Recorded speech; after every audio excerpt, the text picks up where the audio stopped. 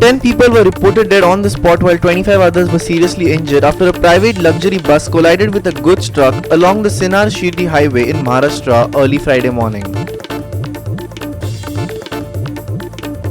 Goans may have to start shelling out more for electricity bills in the coming year. The government has recommended a hike in the power tariff for FY 2023-2024 to help bridge the revenue gap.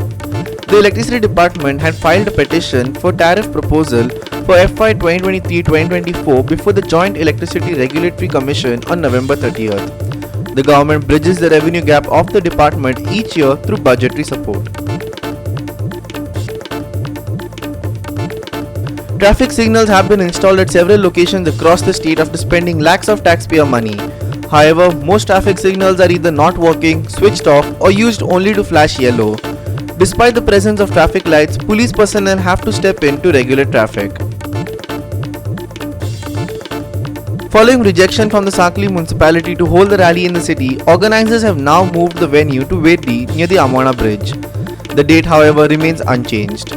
Displaying unwavering determination, organizers have said that several backup venues have been arranged should the current rally venue be obstructed by authorities on the 16th.